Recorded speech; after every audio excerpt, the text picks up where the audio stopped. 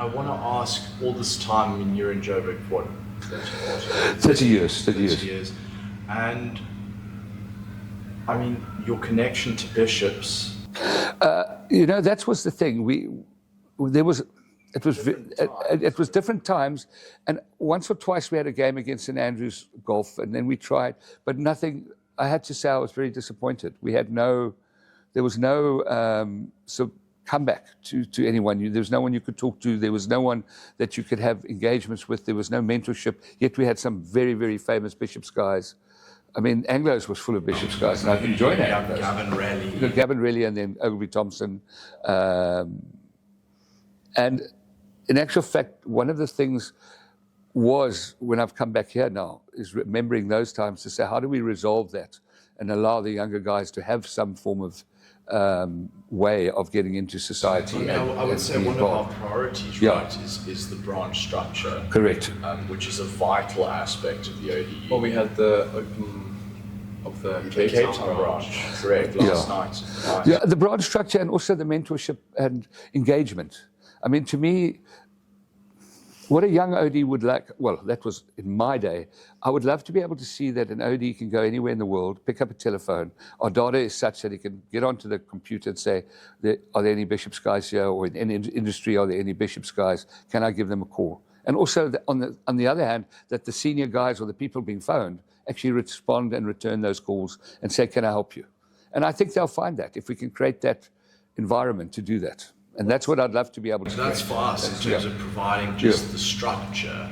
And the platform to be able to do that. Yeah, exactly. And I think we as an ODC and generally the ODU can do better. I know that is one. Well, I think one of the things that the ODC committee I'm happy about is what I call outsiders, not involved in the Rondebosch clique, and probably why we want to set up the Cape Town branch rather than that, is that the OD Union is a worldwide body. I mean, 25 countries voted in the last ODC elections, which is quite significant, And I know that there's a need for the young guys when they go over there to just get someone to talk to, just a mentor. Maybe not everyone has parents who are high-powered who can help you in your career. So, I mean, Simon, when I chat to my parents, just sort of when they decided to send me to Bishops, and Jack and I were at Bishops, I mean, our whole lives, 30 years. That thing. Okay, let me do that again. But you don't stop it. You don't stop. We can edit it. No, you don't. Carry on. You clapped it. Sorry. We'll leave it in. That's fine. Carry on. So, I mean, a big selling point when I chat to my parents is the network that you supposedly gain, the OD Union itself. That's what a lot of the other schools around here don't necessarily have. And there's this whole idea that, you get this sort of highway path into this group, but it's not really where it should be. I think you're right. And that was, I certainly didn't pick, in Johannesburg, we didn't have it, it never worked. It was one or two guys. It became sort of, I think it struck home to me when I spoke to a parent who when I first got involved here in Cape Town, who said to me, we send our kids here because of the old boys. I said, do you actually know what the old boys, where are we? And the old boys have been nowhere, as far as I was concerned. They've been taking, I don't want to put a nice word to it, but whatever the council decided the old boys took. They got rid of they decided to get rid of told us to get rid of our secretary, of last proper secretary, Tim Hamilton Smith. They decide to do whatever it is, and there's nothing we can do about it. And to me, the old boys is what it's about. And if you're not going to have a decent old boy network, your school's going to lose at the end of the day. Because why do most parents send their kids to a school like Bishops?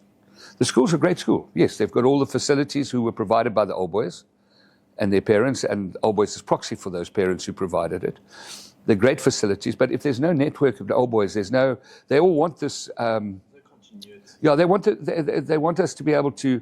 There must be, if you're falling, assume a trapeze on you're a trapeze artist, but they want that safety net. And for many kids, there is no safety net. They walk out of these doors here, and that's it. Their parents can't afford them, especially the scholarship boys. and bursary boys. Everyone loves having them here because they help our sport, they help our image. But the minute they leave school, oh, sorry, that's not our problem anymore. And that's our problem now. I feel that, and therefore we have to step up to the plate. But it's very difficult when you don't have the finances and all the money that the ODs have ever collected have gone into the school and not to any of the ODs' tertiary education to help build any of the ODs. And we find ourselves in that situation. And wouldn't you say that there's a greater issue in terms of, I mean, if the ODs and council could work well together, that would be ideal. But you know that there's many issues. Well, the problem you've got today, there have been an elite group of people that have been running bishops for 175 years. I call them the anointed, because they are the ones who get appointed. No one knew how. They just get appointed. And they run bishops. And then the ODs now are elected. But the appointed ones are telling the elected ones how to behave and what you've got to do, and you will bow down to us, and you will do this, and you will join my committee, and you will do this, and you will shut up. And I'm saying, hold it, there's something wrong here. Oh no, there's not. We've been doing this for 175 years. I mean, that's frankly not good enough. And you would say, it all boils down to is where your mandate comes from. And just logically, I mean, you don't get a stronger mandate than democracy, right? Well, I think what's quite interesting and is that you've got a group of guys who are running the school, who believe they are all important, they're responsible and accountable to no one. Yet they are ODs. But they're quite happy that the OD committee and stuff abide by their rules. Why? The ODC is separate to council. And according to some of them, we're not even allowed to get involved in council affairs or anything or school affairs, which is fine. But then don't ask us to sit on every committee and don't ask us to sign our lives away. Just explain that. Well, basically, it's happened today. I mean, yesterday or the day before, I was refused, because I refused to sign the confidentiality agreement on the advice of our lawyers and senior people within the organization, including a former vice chairman of council, saying you should never have to sign this. It's a confidentiality clause that if you say something, you are liable for any damages the school may suffer. But if you look at it in a different way, let's say I'm the whistleblower and I don't like what's going on in council. If I sign that agreement and I say what council is doing is wrong, I'm actually and the fact that what's happened has actually been bad for the school. It's not the guys who've caused the problem. It's the guy who's told them about the problem. And to me, that's the culture. And I've been working for a long time trying to. Anti-transparency. Yeah, it's completely anti-transparency. So even if we've got 6 top elected guys, and they get onto council now that we're trying to try and get the top 3 voted guys on, they won't be able to do anything if they sign that agreement. They're suddenly captured. So you've got all these guys working in what I call the appointed ones. So if an elected one comes in there, it's no better than having an appointed one. Hopefully you make better decisions because he has the competency, and the elected guys are very competent. But he can say nothing, do nothing, and see nothing. Because if he does, he could lose his house and car, and he's doing this for free. And I think it's interesting from our perspective. At least I find it interesting now, after leaving Bishops 2 years ago, and now kind of learning more about how the school is actually run and how things work. And I think a big reason why Nick is so involved now in the OD committee is because at school he was very involved with SRF right through his Kid House SRF, and then went on to be the chairman of that. And I think from that he gained a bit more insight into how kind of decisions are made within the school, which none of the boys really knew, but then he could explain to us even when we were in matric. So I think that's, at least for me, when I think of Nick, why he's so involved. I think nobody, I would say 5% of both parents and ODs actually understand the workings of how the school works. No, I mean, people don't. 95% don't. I'm saying they don't. And those 5 that do can do nothing about it. because that's the way it is, as you've seen over the last few years. And it's protected by these appointed positions, and they protect each other, and they protect this sort of culture that of merte, I call it, no, silence. It's a culture of silence. Yeah, and I think bishops has sort of a stigma of that, just generally in dealings with all sorts of matters, that there's a problem on the transparency front. And as Jack mentioned, I mean, I was very involved when I was at school, but you didn't always know where the decisions were coming from and where the oversight was happening. It was all just sometimes felt a little bit behind the closed doors. Well, remember, we're governed by an act of parliament. That's the first thing. However, it seems to be quite clear, based if you look at the council's memorandum, which once again is a confidential document, that there's quite a lot of distortions on the act of parliament, but when it suits them, they use it so that there can be no democracy. And then, I mean, it's still in place, but I mean, it's been contravened, frankly. Yeah, and they try and use other processes to try and justify their structure, but they can't, because we actually, 4 schools are governed by the Act. And last year, a group of us, as you know, tried to change the structure and work within the Act, which we can, but then council decided no, there's a nominations committee. And quite frankly, the more I look into it, if we hadn't, there were 2 things that saved the school as far as I'm concerned. The fact that there was this noise over the election of ODs, and the fact that Son and the council couldn't get anybody to get onto the council. Because the Act says the council shall appoint someone within 3 months, shall fill a vacancy within 3 months. Well, it's been over 2 years now, and they still need, at the moment they've got 3 vacancies, and they need another 4. And last year they had up to 6 vacancies.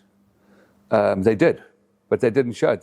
They basically didn't have a quorum when they went to the elections and they had the nomination. And they set up, and there were only 2 ODs on the council.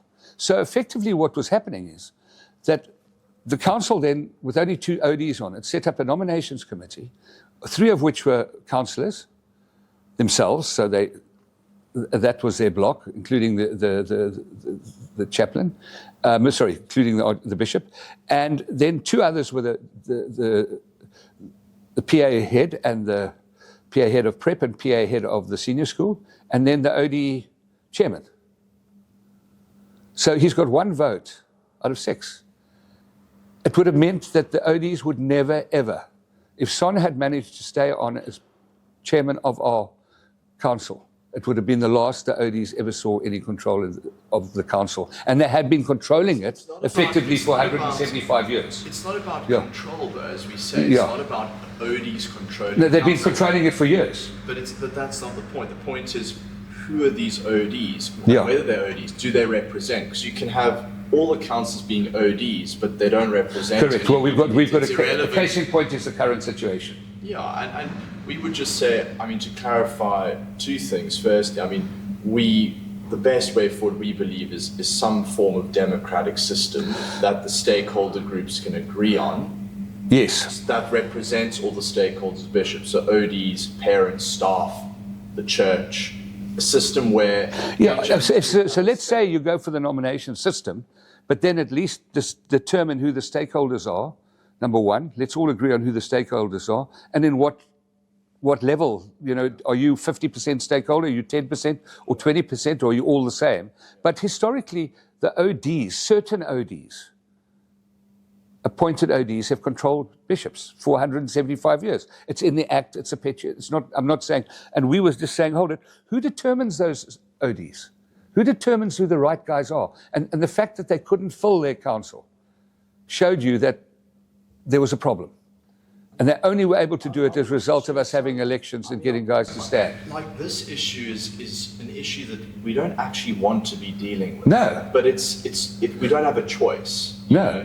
And it's not something that one can accept if you disagree with the appointed system. I mean, we value democracy and representation, therefore we can't not get involved in this. But I would say, I mean, in terms of what the ODC is supposed to do, this isn't really what we would like to be focusing on, but we have no choice. Well, at worst, if you want to do it, at least have an elected nominations committee that's properly represented and elected by the people and the stakeholders. Because the big decisions are made by council, and that's why this is so important. You know, council it's a major part of what we. You know, it's a bit. The issue is more about you've got two centres of power, effectively.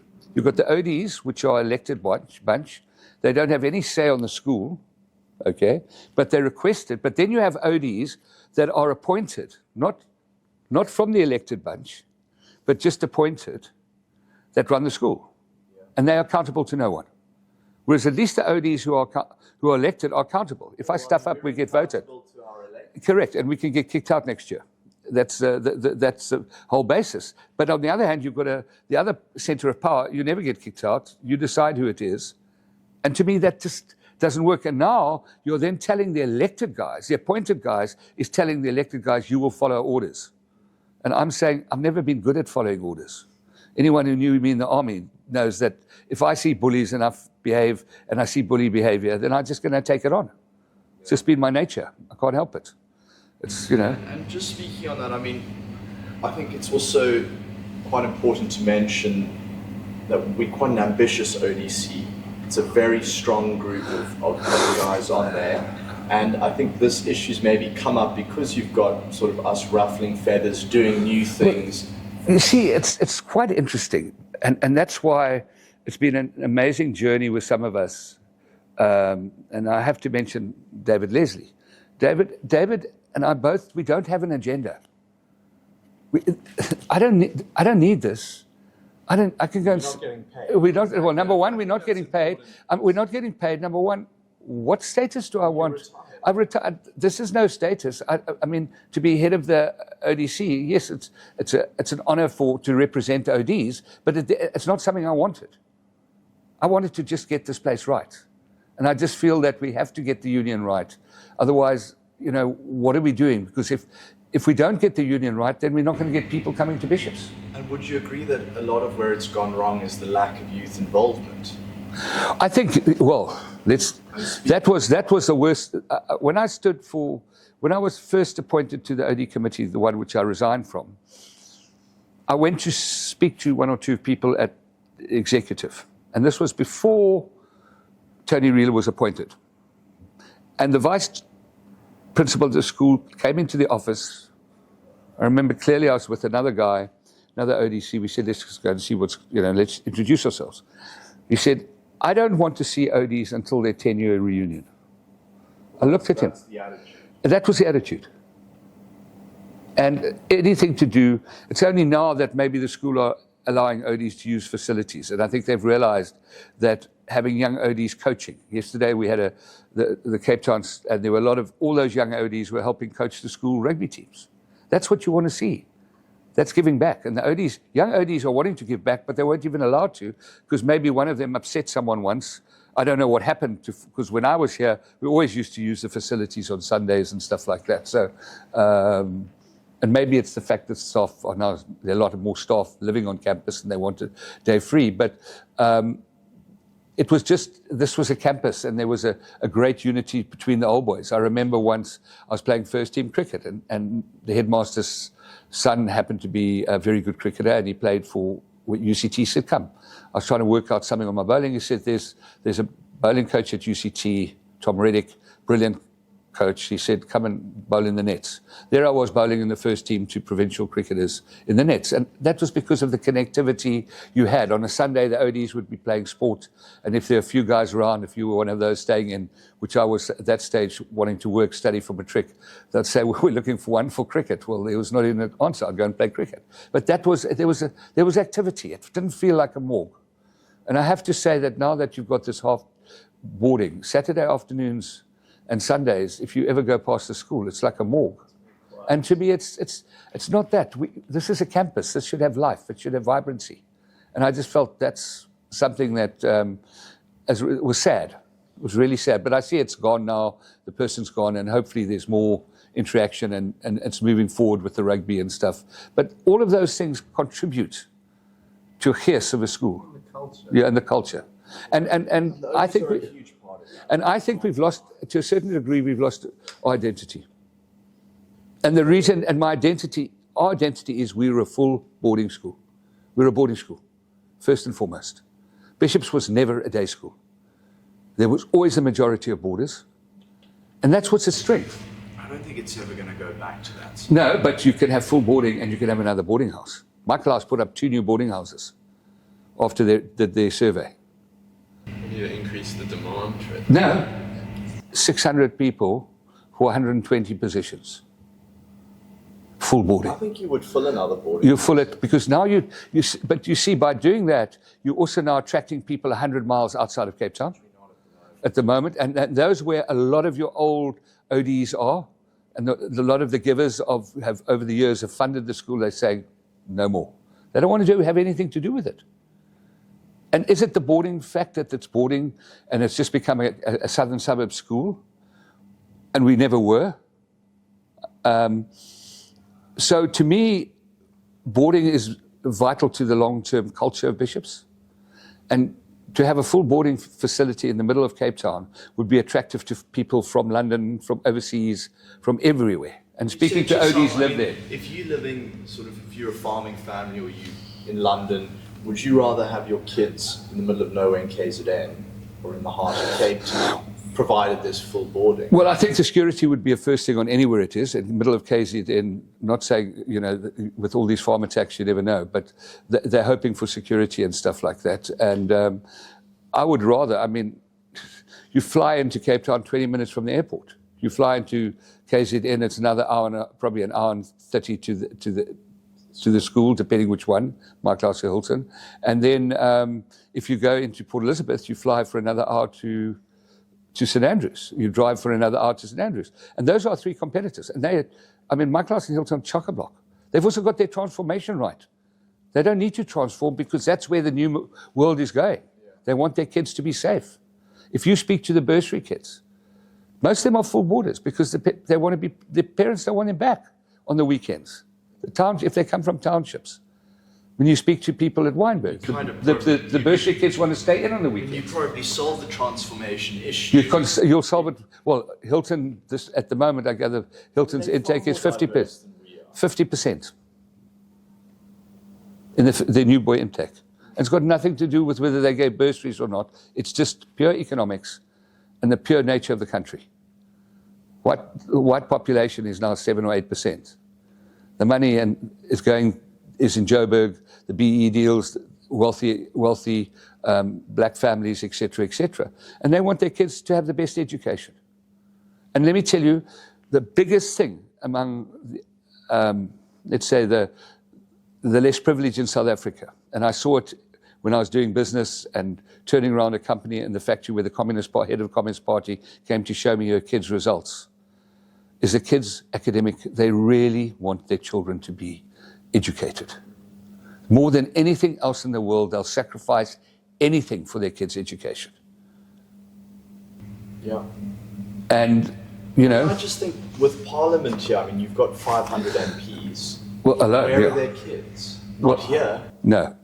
No, Hilton, my class, or sometimes, I agree with you. And that's why we need to have a full boarding situation, yeah.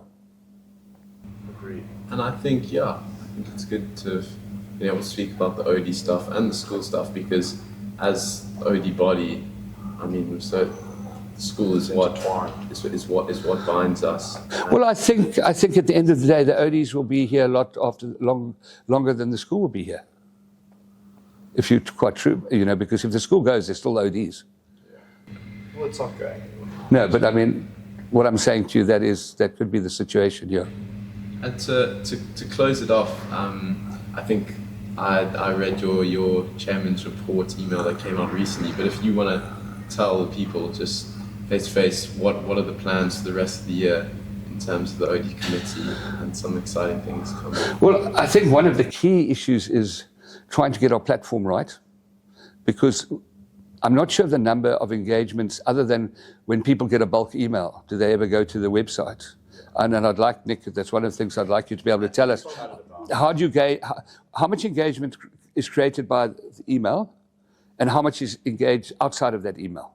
And I would say it's like 80% to 20%, if that. And that's not right, because what you want is your platform to be engaged all the time.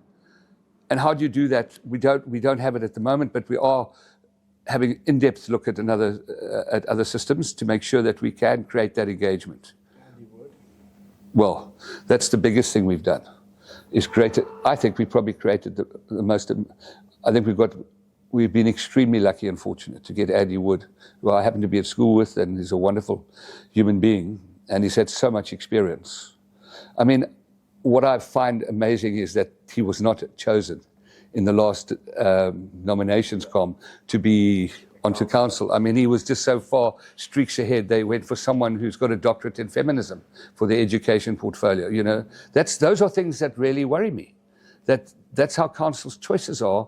But having a guy like Andy Wood there is going to make such a big difference to the OD Union, and also to our lives. I mean, I no longer have to be, trying to drive things. He'll be driving it. Yeah, and I think these for us now getting involved. When we had a look at the website, there's actually so much on there. It's a huge amount. Every country has a guy running the branch and all the contact details. But it's just, I feel like, making it more accessible. It's the engagement, and it's not inaccessible. It just means you've got to go through Google or whatever it is and then get to it. And the example is that it's not mobile friendly. So, I mean, you can't have it on your cell phone. I mean, how many young guys particularly go to their laptop? Listen, the young guys want it on TikTok, and that would be the easiest way for them to get it. But no, it's not accessible, and that is a problem. I mean, I tried working it on the mentorship thing. I mean, 3 months later, I picked up that an oak had written to me, wanted to be mentored. So whoever it was, I really apologize. But I only got it 3 months later or something like that. And I couldn't get hold of him. So I didn't know how to get hold of him. There was no dialogue. I mean, I would agree. Andy Wood is probably the biggest thing we've done in this very short space of time. Well, I think also Cape Town and Stellenbosch and UCT. Stellenbosch, UCT. And what's told us, the biggest thing that I think is going to happen is pods. Just explain that. Pods, what we decided is that Parents of ODs. What happens is often parents spend 13 years or whatever, how many years, funding their kids through that. Their kids then take their proxy, effectively as an OD, but you leave the parents that say, thank you very much. And there are a lot of parents who've created friendships and have a great love for bishops. Some are ODs from other places, but from other schools. And so you're not trying to create an OD community, but you're trying to say to parents of ODs, we see you, we hear you, and join in with us. Be part of it. Starting with this place, Cape Town especially, yeah. But in this building, in the MITRE, that anyone sort of linked to this community, I mean, as Voter Pence, who's on the ODC committee, would say, we want to create the most inclusive, exclusive club. Group, correct. And that's what Pods is. Yes, and I'm very excited by that, because I also think it will bring a new energy into Cape Town, into the MITRE, which hasn't been here, because not all ODs come back here, and ODs are normally just them men. Pods are men and women. And hopefully it will help. And hopefully it will bring back the fact that when you come to an OD function, you can bring your wife. And only function that wives don't come to is maybe the one function a year, which might be the annual OD dinner. And then you're also creating a different atmosphere at that OD dinner, because that's our dinner for us.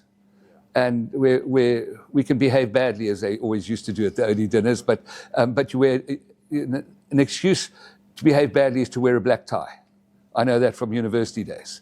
We'd wear our black tie and you'd go to a cricket dinner or whatever it is, and then your behavior is appalling. I mean, you couldn't even, and the dry cleaning bills were astronomical. You normally destroyed your suit. So I've always had this problem with these penguin suits, that you dress a guy up in a black tie, and that's an excuse to get completely out of it. But to me, it's